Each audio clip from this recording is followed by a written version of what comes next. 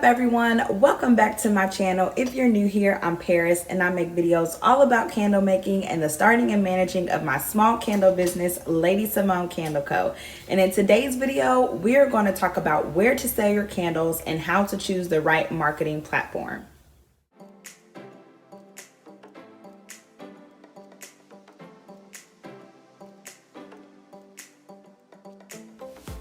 You all know the deal. I have my laptop here, my talking points, so let's just get started.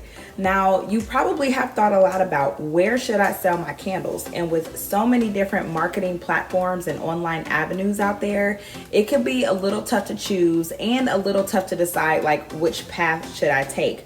There are some that have great benefits and then there are some that has its downfalls, and we're going to talk about all of that today. As a small candle business, there are three main channels to consider. Online platforms, so you can have things like your own website, or you can do marketplaces such as Etsy or eBay. Number two is outside venues, such as festivals, farmers markets, craft shows, any type of outside park events where you can be a vendor. And then lastly, you have wholesale marketing, where you can sell your candles in bulk to a wholesale buyer, and then they will then sell to the end consumer. So those are the three main channels where candle makers kind of live with their business, and we're going to talk about all three of those today. Now, first, let's talk about online selling as a marketing platform. Now, let's just be honest, a well-designed website is always a great idea, right? But the problem with that is it takes a lot more work to get people to your website. It takes a lot of heavy marketing, a lot of heavy promotion to drive traffic to your website versus online marketplaces such as eBay and Etsy, where the traffic has already been established. There's really no need for additional endorsement. You can post your products and automatically get traffic from all over the world. So the marketing and the heavy lifting from that perspective has kind of already been done for you. So we're going to break those down a little bit further and kind of talk about the pros and cons of each. Number one is online marketplaces such as Etsy and eBay. So there's really no downfall, in my opinion, except for the fact that it doesn't leave you a lot of room to be creative, to kind of showcase your brand, your story. You don't really have control over the overall aesthetics of your storefront. But the benefits outweigh that because you have a low listing fee. You can list any product or all your candles for a low fee. And then, like I said, you automatically have that established traffic. So places like Etsy are great for creative entrepreneurs such as candle makers because, first of all, there are a lot of candle lovers out there, and Etsy is a huge driving force for all things DIY, all things creative. So it's great. It's a great starting point should you want to start with an online marketplace where it does a lot of the heavy lifting for you. You already get a lot of that traffic. And then number two is social media.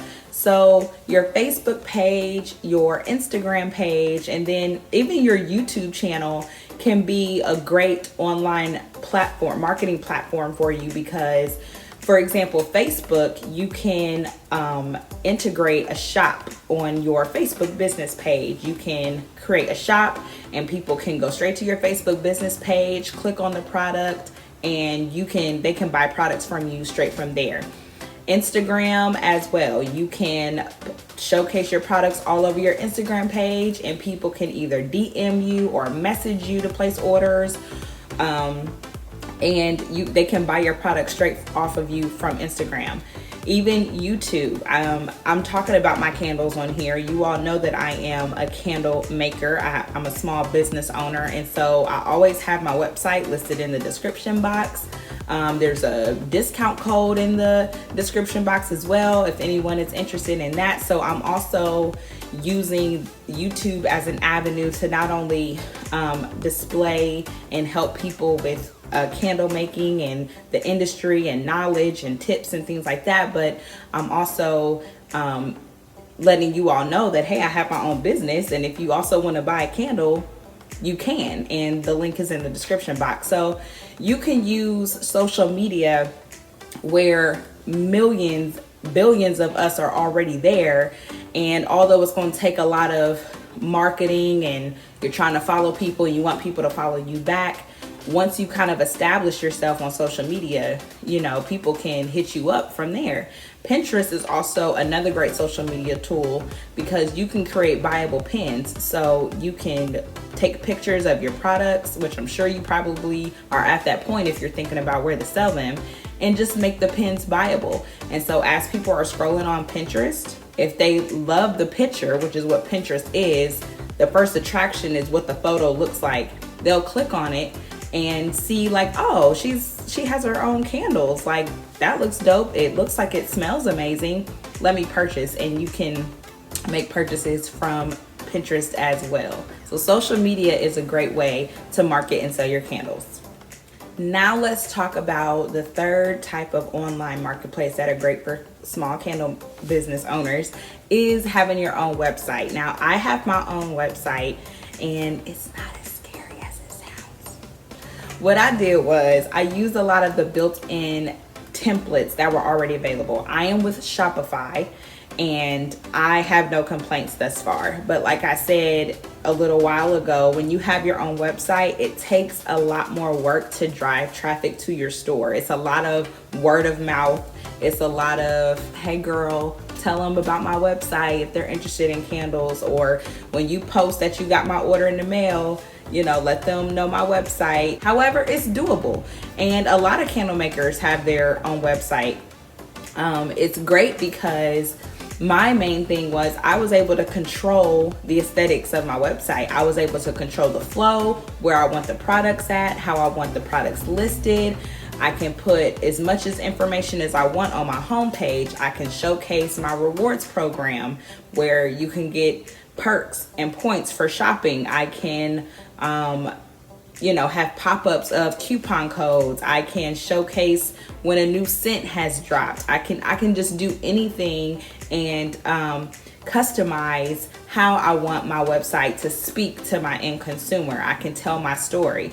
I can, link videos. I know my blog section on my website links you straight to my YouTube page. So there's a lot of creative control from the owner's position when it comes to having your own website. Now let's talk about the second section of the online marketing platforms. The marketing platforms that us candle makers and small business owners can utilize is selling locally, selling in person. And the biggest advantage over all of what I'm talking about in these different categories is the in-person rapport, the in-person interaction, the in-person contact with your end consumer. Girl, you can set up your as a vendor, you got your table, you got your tent, you got your signage, you got your products displayed. You can allow people to smell your scents. You can talk to people in person about your brand and what made you start the business. But COVID-19 just messed that up. Because things like craft shows, festivals, fairs, outside events, anything like that is kind of like the main thing that candle makers look forward to, because again, people get to smell your scents in person versus online or social media. You have to make sure that description is enticing enough to get people to want to buy, or they'll just buy you because they love you, they love your story. You my girl, I got you, I'm gonna support you, I'm gonna spread the word. But again, nothing beats kind of an in-person interaction. The last biggest main channel for candle makers to sell and market their product is wholesaling. Now, wholesaling is when you sell your products in bulk to a retailer for resale at a market price. And so when you're considering this type of option, which is definitely on my radar, it's definitely down the pipe for me, you have to get comfortable with mass production of candles, wax melts, and whatever else that you're offering in your candle line. So that's probably one of the biggest things that you want to get used to. You also want to research wholesale pricing and how to correctly price it for whoever you're selling it to make sure that you're getting a good return and you're actually making a profit after making all of these candles. So that is the video. I hope I was able to answer any questions. If I missed anything, or if you're curious about anything, feel free to message me and let me know. If there's other video ideas that you would like to see, let me know in the comment section below, and I will do my best to honor it. Please don't forget to like and subscribe, and until next time, bye. Okay, and then number 2, you have, gosh, always losing my train of thought. And then number 2,